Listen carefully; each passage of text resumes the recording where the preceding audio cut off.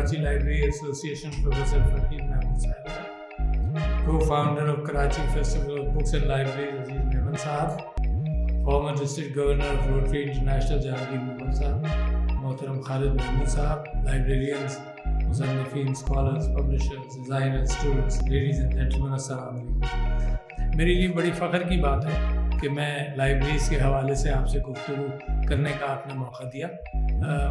میں کتابیں پڑھنے کا شوقین ہوں اور یہ شوق کا کریڈٹ میں اپنی والدہ محترمہ کو خاص طور پر اور والد کو دینا چاہتا ہوں، کیونکہ جب میں انٹرمیڈیٹ میں تھا یا اس سے کم تو کامکس پڑھنے کا بڑا شوقین تھا، تو اور اپنے اسکول کی کتابوں میں چھپا کر کامک پڑھا کرتا تھا.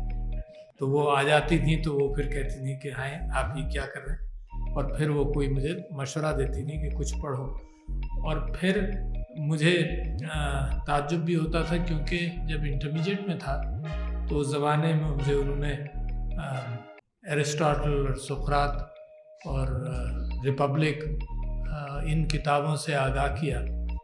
مولانا مودودی کی اسلامک لا اینڈ کانسٹیٹیوشن، پھر فریڈرک اینجلس کی ایکسپوجر. کارل مارکس کو میں پڑھ نہیں سکا، مگر ایک براڈ ایکسپوجر دیا، اور وہ براڈ ایکسپوجر ایسا انوکھا سا تھا کہ میرے کنٹمپریریز اس پر میرے ساتھ ان کی گفتگو بھی نہیں ہوتی تھی. تو یہ اکیلا شوق بن گیا، یعنی اس میرے انٹرمیڈیٹ کے کلاس فیلوز وغیرہ کے ساتھ میں گفتگو ان چیزوں پر کرتا تھا تو وہ چلتی بھی نہیں تھی. تو یہ ایک اکیلا منطق، یہ اکیلا شوق بن گیا اور میں پڑھتا رہا.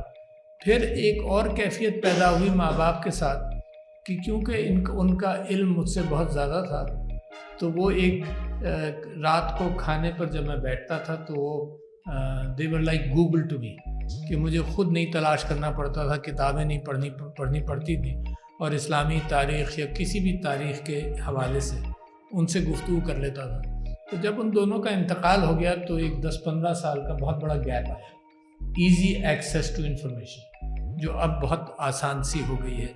تو وہ پھر بہر صورت میں آپ سے یہ بات کہنا چاہتا تھا کہ ارتقائی حوالے سے علم انسان کا گفتگو اور بات چیت اور اشاروں سے شروع ہوا ہوگا، اور انسان کو اگر اس کی تاریخ دیکھی جائے تو 1 لاکھ یا 2 لاکھ سال سے زیادہ نہیں ہے، جبکہ دنیا کئی بلین سال پرانی ہے. اور اس میں جان جو ہے، چاہے کوئی بھی کیڑا ہو اور جانور ہو، یہ بھی بہت پرانی تاریخ ہے. تو انسان جو ہے نا، یہ بہت تھوڑے عرصے میں رہا ہے کائنات کی تاریخ کے اعتبار سے، بہت تھوڑا عرصہ.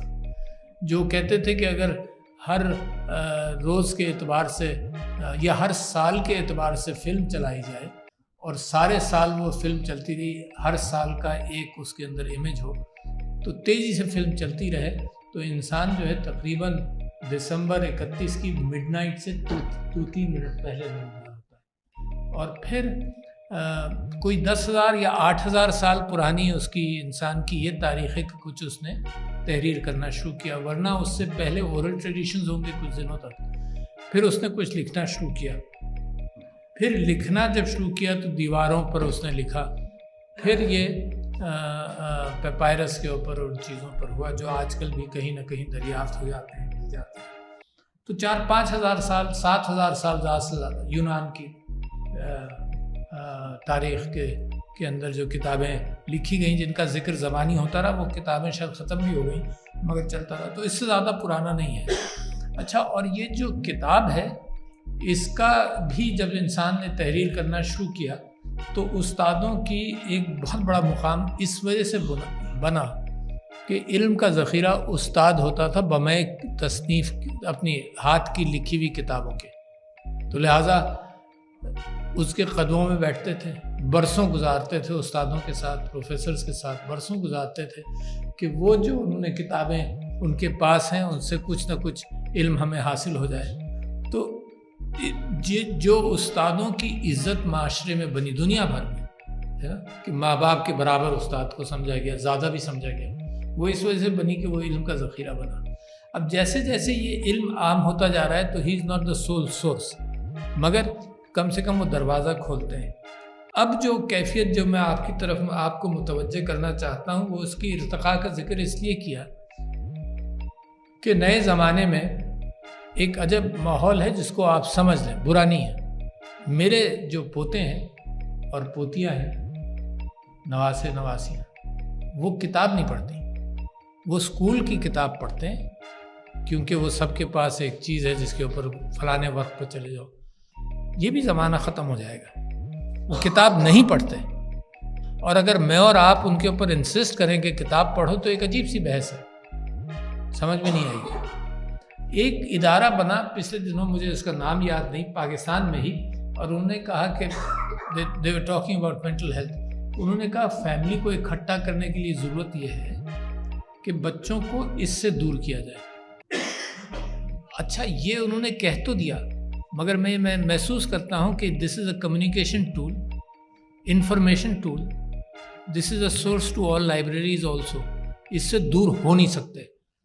تو اگر آپ اس انداز سے چلیں کہ معاشرے کے اندر خرابی اس کی وجہ سے ہے، تو لہٰذا آپ کا ایٹیٹیوڈ بالکل مختلف ہو جائے گا کہ آپ انسٹرومنٹ کے خلاف ہو جائیں گے اور اصل کو چھوڑ دیں گے۔ اس کی میں آپ کو مثال دیتا ہوں کہ جب جہاں تک میری کہانی آئی تھی کہ لوگوں نے لکھ کر کتابوں کا ذخیرہ کرنا شروع کیا، اور سب سے بڑی تکلیف تاریخ میں یہ ہوئی کہ عراق کے اندر جب چنگیز خان اور ہلاکو خان آئے تو کہا جاتا ہے کہ دجلہ میں اتنی کتابیں بہائی گئیں کہ اس کا رنگ بھی کالا ہوا، مگر اصل میں معاشرے کا رینیسانس علم سے ہی ہوتا ہے، علم کے بغیر نہیں۔ اور میرے نبی صلی اللہ علیہ وسلم علم کے معاملے میں بہت ساری آپ نے حدیثیں سنی ہیں کہ چین تک جانا پڑے، سمبولکلی چین تک جاؤ، مگر ایک حصہ آپ نے شاید نہیں سنا ہو، اتنی اہمیت دیتے تھے کہ معاشرے کی ایک خرابی کو ختم کرنے کے لیے ایک خوبی کے ساتھ جوڑ دیتے تھے۔ یعنی جب ان کے اوپر یہ بات گراں گزرنی شروع ہوئی کہ غلام ہے معاشرے میں، تو انہوں نے یہ کہنا شروع کیا کہ یہ غلام ہے، اگر یہ کسی بچے کو تعلیم دے دے، کسی کو دے دے تو اس کی گردن آزاد کرو۔ میڈ اٹ سو ایزی کہ علم کے لیے ہے نا اتنا بڑا تمہیں انعام ملے گا کہ تم کسی کو علم پہنچا دو تو اس کی گردن آزاد کرو۔ It's a very big thing اس معاشرے کے حوالے سے۔ تو مگر یہی علم چیلنج بھی کرتا ہے نا، یہ چیلنج کرتا ہے اسٹیبلشڈ معاملات کو۔ اور آپ میں سے کچھ لوگوں کو شاید علم نہ ہو اس بات کا کہ صحابہ اکرام کے اندر ایک اچھی انڈرسٹینڈنگ تھی کہ بھائی یہ کہہ رہے ہیں تو انہوں نے دیکھا ہوگا سنا ہوگا، اور یہ کہہ رہے ہیں تو انہوں نے دیکھا ہوگا سنا ہوگا۔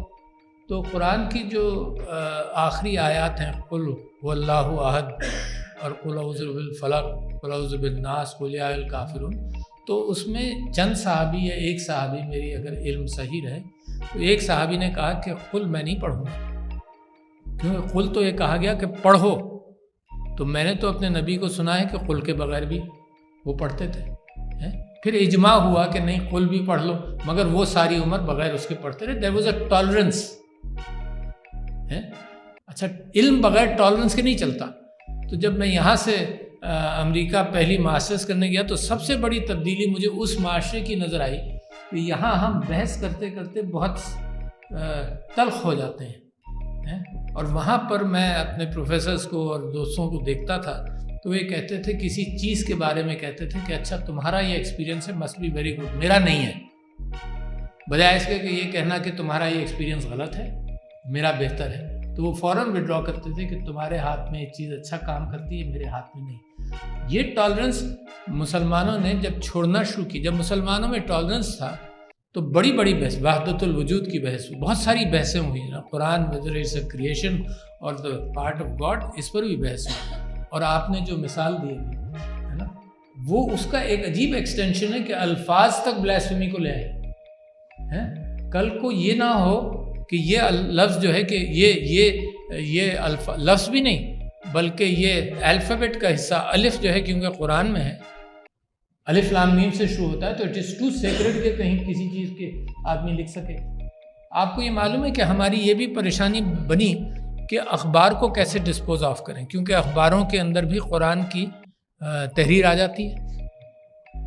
اچھا، تو یہ ہم نیرو ہوتے جا رہے ہیں۔ میں آپ سے یہ کہہ رہا تھا کہ جب مسلمانوں کے اندر، ایسے مسلمانوں نے لائبریریز کا بڑا کام کیا، جیسے عراق کی لائبریری کا ذکر کیا، اندلس میں عثمانی سلطنت کے دوران بڑی لائبریریز. پھر جب اگر رینیسانس یورپ میں آیا تو وہ بھی لائبریریز اور کتابوں کی سمجھ کے ساتھ اور بحثوں کے ساتھ آیا, فلسفے کے ساتھ آیا, آرٹ اینڈ آرکیٹیکچر کے ساتھ آیا. مگر آپ کو ایک مقام تک لے جانا چاہتا ہوں جہاں سے آپ کو احساس ہو کہ جب لوگ ریجیکٹ کرنا شروع کرتے ہیں علم کو کسی نہ کسی بہانے سے تو کیا نقصان ہوتا ہے. گوٹنبرگ جو پریس بنا, جرمنی کا ایک شہر ہے, تو 1430 کے اندر, شاید 1430 کے اندر بائبل بھی چھپی اور اخبارات چھپنے لگے. تو یورپ کی تاریخ کے اندر ایک بہت بڑی ارتقائی کیفیت آئی کہ جب مارٹن لوتھر نے چیلنج کیا کیتھولک چرچ کو. اس چیلنج کے اندر پرنٹڈ پیمفلٹس اینڈ بکس کا بہت ہاتھ ہے. یعنی یہ لوگوں کی شاید ذہن میں نہیں آتا کہ وہ مارٹن لوتھر کا چیلنج عام اس وجہ سے ہوا کہ پرنٹ ہوتا رہا, پرنٹ ہو کر بڑھتا رہا, جاتا رہا لوگوں تک, اور وہاں جنگیں شروع ہو گئیں کیتھولک اینڈ پروٹیسٹنٹ کیفیات کے اندر. مسلمانوں نے جب یہ دیکھا تو آپ کو تعجب ہوگا کہ اپنے یہاں پریس آنے نہیں دیا. 300 سال 300 ایئرس 1430 کی کہانی ہے گوٹنبرگ پریس. اور استنبول میں پہلا جو پریس اون کیا گیا وہ 1730 سے 35 میں. 300 ایئرس, کین یو امیجن. دنیا سے آپ 300 سال جب دنیا کے علم سے پیچھے رہ جائے, عام آدمی پیچھے رہ جائے, چلو خواص میں چند لوگوں تک شاید کوئی کتاب پہنچ جاتی ہے, بٹ عام آدمی پیچھے رہ جائے. اسی کے اندر میں آپ کو بتانا چاہتا ہوں, I may forget, 2.62 کروڑ بچے اسکول کے باہر ہیں. keep that in mind, ہے نا. تو عام آدمی سے دسترس سے اگر علم آپ کھینچ لیں تو کیا ہوگا. تو 1730 کے قریب, اچھا جب پریس لگا بھی تو اس کے اوپر یہ پابندی تھی کہ تم رومن اسکرپٹ میں سب کچھ چھاپ سکتے ہو, عربک اسکرپٹ میں کچھ. فور تو 15-20 ایئرز عربک اسکرپٹ کے اندر کچھ نہیں چھپا کہ یہ خرابی پیدا کرے گا. ہاں, آپ تصور کیجئے. تو مسلمان کا پیچھے رہنا کب سے شروع ہوا, پھر سید احمد خان نے آ کر اس بات کو کس انداز سے بدلا, اور پاکستان میں لائبریریز کا ایک فینامینن شروع ہوا. اچھا, میں آپ سے یہ کہہ رہا ہوں کہ اگر فزیکل لائبریری کی آپ بات کر رہے ہیں اور فزیکل بکس کی بات کر رہے ہیں تو it's a dying era, very frankly. It will be an archival خوبصورتی کہ آرکائیوز کے اندر فزیکل کتابیں رہیں, اور وہ پھر بھی ایک ذخیرہ بن جاتا ہے, کم سے کم اس زمانے کا جس زمانے میں ان کو ڈیجیٹائز اور پرنٹ نہیں کیا جاتا تھا. تو جب میں امریکہ کی لائبریری میں پہلا اتفاق ہوا 73 وغیرہ میں, 2-3 سال جب میں لائبریری سے مستفید ہوتا تھا, تو مائکرو پرنٹس کو میں چلاتا تھا اور ڈان اور ساری اخبار پاکستان کے اخبار وہاں دیکھتا تھا, اور مائکرو پرنٹس کے اندر وہ تصویر لے کر ڈیجیٹائز کیا. اچھا, اب ڈیجیٹائزیشن کے حوالے سے بھی لائبریری کا ذخیرہ ڈیجیٹائز ہونا ضروری ہے. گوگل نے کوئی 15 سال پہلے 10 سال پہلے یہ کہا کہ ہم ہر پرنٹڈ ورڈ کو اوپن کر دیں گے دنیا کے لیے. تو جو کاپی رائٹ والا سسٹم ہے, ان لوگوں نے ایسی بڑی مخالفت کی. وہ تو پروجیکٹ بڑا چھوٹا سا تھا, $500 ملین میں every word could have been digitise. مگر وہ معاملہ رک گیا کیونکہ کاپی رائٹ والوں نے کہا جو کتابیں تحریر کرتے ہیں کہ ہمیں اس سے معاوضہ ملنا چاہیے. مگر کتابیں جو ہے نا وہ اتنی بڑی ایسوسیشن بنا دیتی ہیں کہ میں آپ سے کیا عرض کروں, کراچی کی دو بڑی لائبریریز انڈیویجولز کے ہاتھ میں تھیں, جس میں سے ایک خالد اسحاق صاحب تھے اور ایک ابروہی صاحب تھے, اور میرا ان سے واقفیت کتاب کی وجہ سے ہوئی. میں ایک دن کورٹ میں بیٹھا, کسی میرے والد صاحب کا کوئی مقدمہ تھا, تو بیٹھا ہوا تھا, تو بڑے چپکے سے, کیونکہ کورٹ میں بہت سارے مقدمے چلتے ہیں, it is against the court ethics کہ آپ کوئی اور چیز پڑھیں, مگر اتنی دیر کورٹ کے مقدموں پر توجہ دینا مشکل تھا. تو میں نے اپنی فائل کے بیچ میں ایک کتاب رکھی ہوئی تھی, فرٹزوف شوان کی کتاب تھی, understanding Islam. He was a new Muslim Swedish gentleman. تو اتفاق سے جیسی کورٹ آف ہوئی تو وہ کتاب میں نے اوپر رکھ لی, اور روحی صاحب میرے پاس سے گزر رہے تھے. تو انہوں نے کہا تم یہ کیا پڑھ رہے ہیں؟ تو میں نے کہا یہ ایک فلسفی ہے سویڈن کا, بس اس کو دیکھ رہا تھا. تو کہنے لگے کہ یوں انہوں نے اپنی جیکٹ کھولی اور جیب میں سے سیلوفین کے اندر ایک تصویر تھی, کرنکل سا سیلوفین کا کاغذ تھا. کہنے لگے یہ ہے فرٹزوف شوان اور یہ میرا پیر ہے نا. واٹ اے کوئنسیڈنس کہ بروہی صاحب سے میری کتابوں کے سلسلے میں کچھ واقفیت ہوئی. اور کل ہی میں ایک کتاب، میں ہر سال 10 کتابوں کو اپنی پسندیدہ کتابیں، میری سپیڈ بہت سلو ہے، میں تقریباً 30 40 50 کتابیں سال میں پڑھتا ہوں. اور سلو اس وجہ سے کہ دنیا کا علم کا ذخیرہ لاکھوں کتابوں کا ہے. آپ امیجن کیجئے اس میں 30 40 کتابیں پڑھ کر مجھے کوئی دعویٰ کسی چیز کا بھی نہیں ہے، بلکہ افسوس ہے کہ میرا دماغ اتنا چھوٹا، میری سپیڈ اتنی کم کہ میں اس طرح تو ہر سال 10 کتابیں نکالتا ہوں. تو اس کے اندر ایک کتاب تھی things go being in the universe, میری 10 کتابوں میں اس سال کے لیے، ابھی کل پرسوں میں ریلیز کر دوں گا شاید. That is all about astronomy and physics. میں فزکس کا طالب علم نہیں ہوں، مگر اب بن گیا ہوں کیونکہ اللہ کی کائنات میں اپنے اندر دیکھتا ہوں. اور صرف آپ کو نمبرز ڈال دوں، بڑا شوقین ہوں میں نمبرز پھینکنے کا، کہ انسان کے بدن میں 30 ٹریلین سیلز ہیں، 30 trillion cells in my body, اور 30 ٹریلین وہ بیکٹیریا ہیں جو اس کے ساتھ جیتے ہیں. ٹریلینز کی بات کر رہا ہوں. اور ہر سیل کے اندر ٹریلینز آف ایٹمز ہیں، ہر سیل کے اندر، ہے نا، یہاں نیچے چلے جا رہی ہے. اور آدمی علم کا دعویٰ کرے کہ مجھے کچھ پتہ ہے، اور پھر باہر آپ جائیں تو کسی نے پچھلے دنوں کی خبر ہے، صرف خبر پر لے آتا ہوں، باقی تو میں بہت پڑھتا ہوں. اس خبر کے اندر یہ تھا کہ ایک کوئزر ہے جس کی برائٹنس سورج سے 700 ٹریلین گنا زیادہ ہے. تو نیچے میں اپنے اندر جاتا ہوں تو ٹریلینز کے اندر جاتی ہے کہانی، trillions upon trillions upon trillions, اور باہر جاتا ہوں تو بھی وہی ہے. تو اس کتاب کے اندر ایک ذکر تھا اسٹیفن ہاکنگ کی، ایک اور کتاب ہے اس کے ساتھ، نام بھول رہا ہوں کس نے لکھی، وہ اس کتاب کا بھی ذکر کر رہا تھا. تو اس میں ایک اینتھروپومارفک پرنسپل تھا کہ یہ کائنات کے اندر اگر ذرا سی بھی تبدیلی ہو جاتی نیوٹران اور پروٹون کے وزن میں یا مائکرو ویوز کی لینتھ میں تو کائنات یہ نہیں بنتی. دس از کالڈ دا اینتھروپک پرنسپل یا اینتھروپومارفک پرنسپل. تو مجھے اس کتاب کو کے متعلق بیان کرتے ہوئے مجھے یاد آیا کہ سائنٹیفک امریکن میں 1981 میں ایک مضمون چھپا اینتھروپومارفک پرنسپل کا، اور میں نے بروہی صاحب کو باقاعدہ ٹائپ کر کے ان کو کہا کہ آپ کو خوشی ہوگی، بھیجا. اس زمانے میں فوٹو کاپی بھی پانی سے ہوتی تھی، شاید آپ کو یاد ہو، لٹکایا جاتا تھا، سکھایا جاتا تھا. تو میں نے ان کو بھیجا. تو میں یہ کہتا ہوں کہ علم ایک اتنی خوبصورت تلاش ہے، اور اس کو آپ سے گزارش بھی کرنا چاہتا ہوں. ایک تو گزارش یہ ہے کہ اپنا ذخیرہ کتابوں کا یہ اولاد کے پاس بھی چھوڑ جائیے گا، اور اولاد قدر کرنے والی ہے. اگر قدر نہیں کر سکے یا کچھ کتابوں کی کر سکے، کیونکہ آپ تو ہر کتاب کو اپنے پاس بچائے رکھتے ہیں جب تک کیڑا نہ لگ جائے اس کے اندر اور پھک نہ جائے مرنے کے بعد، ہے نا، کیونکہ جب آپ مر جائیں گے تو وہ پھکیں گی. تو لہذا اپنی زندگی میں آپ کوئی ایسا بٹوارا کر دیے کہ بچوں تمہیں اس چیز کا شوق ہے تو یہ رکھ لو. خوبصورت کتابوں کا ان کو شوق ہوگا کیونکہ وہ ڈیکوریشن پیس بن سکتی ہیں، یہ ٹیبل بکس بن جائیں گی، کافی ٹیبل. تو یہ ایک تو یہ کریں تو آرکائیوز میں نہیں. ایک بات. دوسری بات یہ کہ I am very impressed by people like Dawn, جنہوں نے اپنے سارے اخباروں کو آرکائیو کیا بڑی اچھی طرح سے کیا. اور ان کے یہاں ایک خوبصورتی یہ ہے کہ اخبار کے پاس دوسرے اخبار بھی آتے تھے، تو دوسرے اخباروں کا بھی آرکائیو انہوں نے کیا. اچھا، آپ کو بتاؤں کہ تاریخ کیسے ملتی ہے. قائد اعظم محمد علی جناح لکھتے بہت تھے. اگر آپ مسلم لیگ کے ڈاکومنٹس جو اس سندھ ہاؤس، گورنر ہاؤس کے اندر بھی ایک لائبریری ہے، اور بڑا مجھے مزہ آتا تھا جب میں آپ لوگوں کا انتظار کر رہا ہوتا تھا، جب بیٹھتا تھا تو میں اتنا متاثر ہوا کہ اتنا لکھتے تھے. مسلم لیگ ڈاکومنٹس کا اگر آپ ذخیرہ دیکھیں تو وہ ان کے والد واجد شمس الحسن کے والد تھے، نام بھول رہا ہوں، جی نہیں، واجد شمس الحسن صاحب کے والد تھے نواب شمس الحسن، ہے نا، شمس الحسن نام تھا ان کا والد.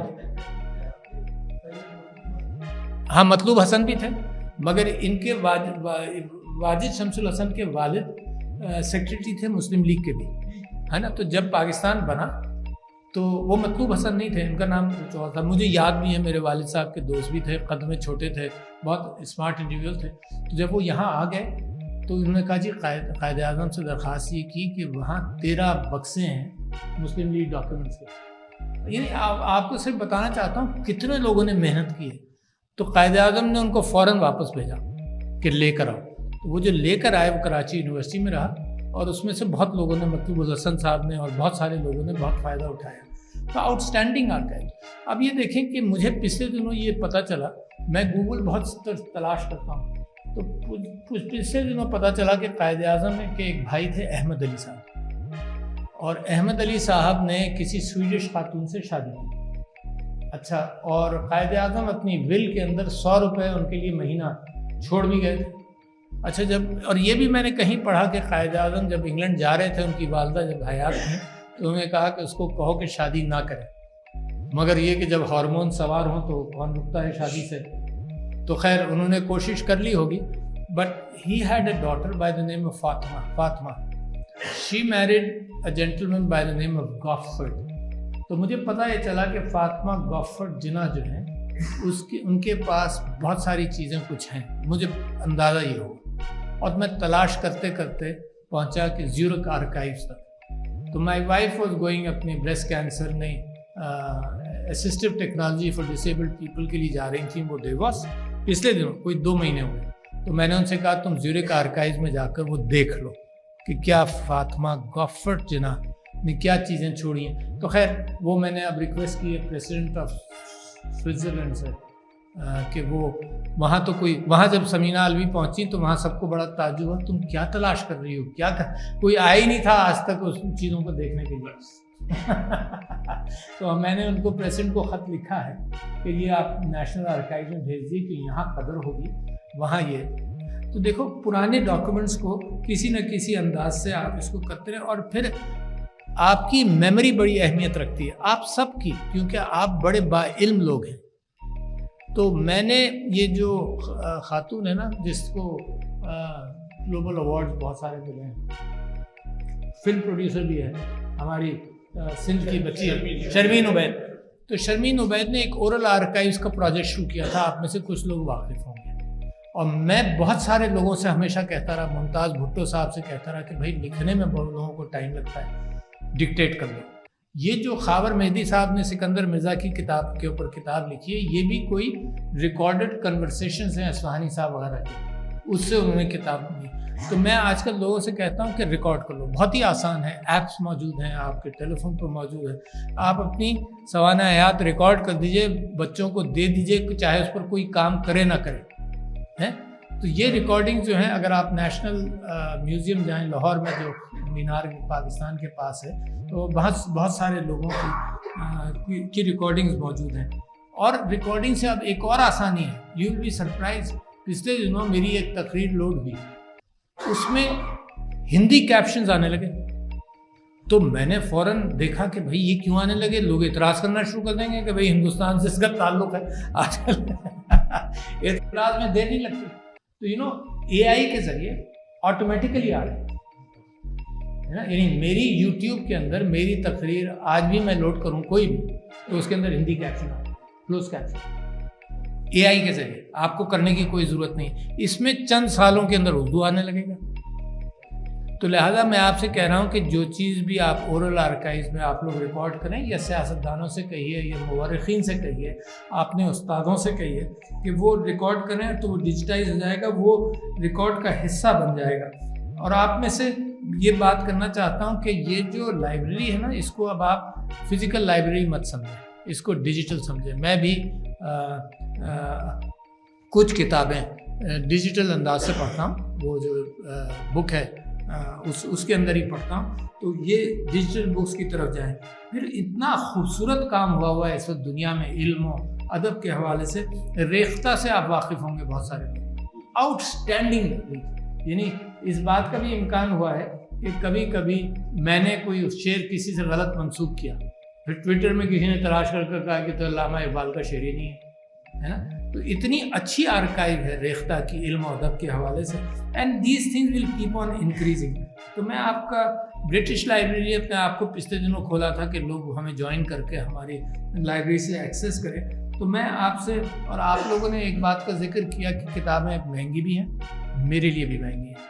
تو پچھلے دنوں جب میں وہاں سے یہاں آنے کی فکر کر رہا ہوں چند دنوں کے اندر, تو میں نے ایک کام یہ کیا کہ اپنے سیکرٹری صاحب سے کہا کہ میں لائبریری سے اتنا مستفیض ہوتا تھا جو پریسیڈنٹ بلڈنگ میں ہے، تو مجھے اس بات کی اجازت دے دو کہ میں آپ کو کتابیں سجیسٹ کرتا رہوں گا، جو کرتا رہوں، جو آپ خرید لیتے ہیں، تاکہ آپ کی لائبریری کلیکشن اچھا ہو، اور دوسرے یہ کہ میں وہ پڑھ لیتا تھا لے کر۔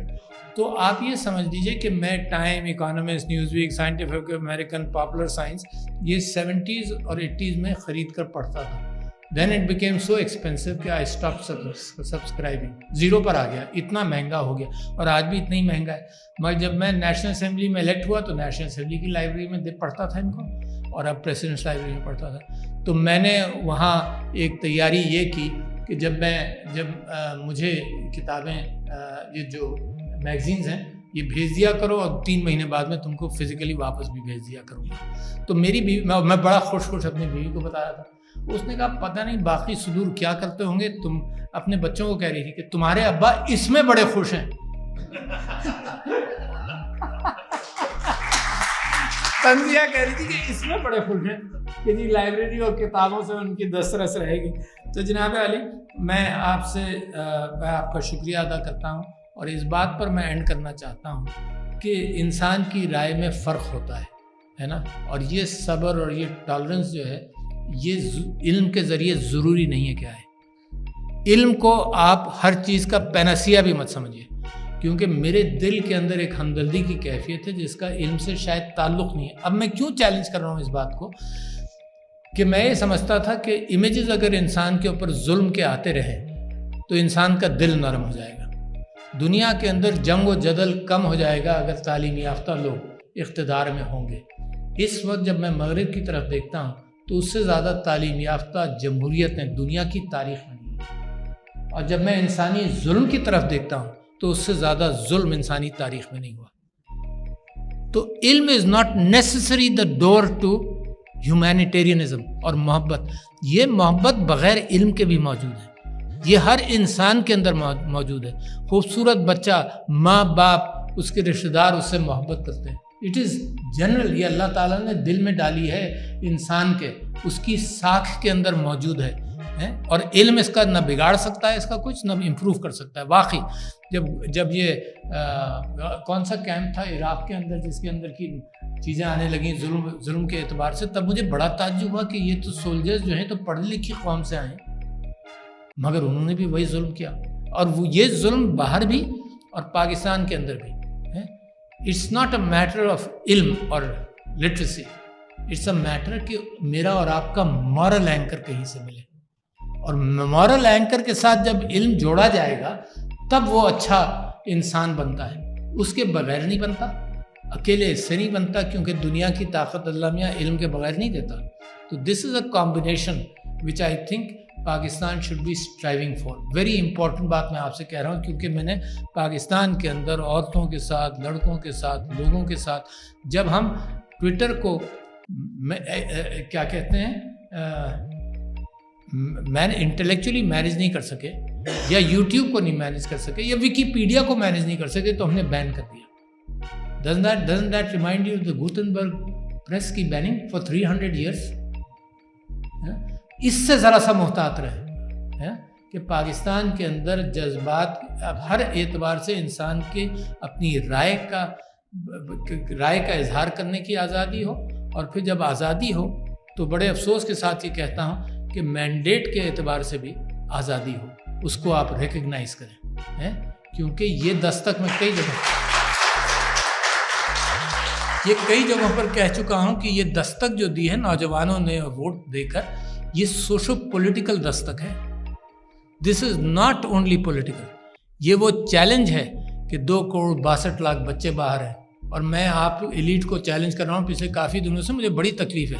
آپ کو نہیں پتا تھا کہ 2,62,00,000 بچے اسکولوں کے باہر ہیں؟ کیوں؟ میرے بچے پڑھ رہے ہیں لہٰذا مجھے کوئی احساس نہیں۔ بچے میل نیوٹریشن ہے، مجھے کوئی احساس نہیں، ہے نا۔ کراچی کے اندر آپ بیٹھے ہوئے، میرے اوپر بھی اچانک یہ راز فاش ہوا کہ 500 million gallon of sewage water ہم سمندر میں ڈال رہے ہیں، تو یہ بگاڑ کہیں نہ کہیں سے تو شروع ہوتا رہا نا۔ تو اسی طرح سے اس حال کے حوالے سے یہ سوشو پولیٹیکل دستک ہے، اور اگر اس کو اپارچونیٹیز نہیں دی گئی فار ایکسپریشن تو ملک کے اندر خرابی کا امکان بڑھ جاتا ہے، بہت بڑھ جاتا ہے۔ تو اللہ میاں بھی لائسنس دیتا ہے، موقع دیتا ہے، آپ ریکور کریں۔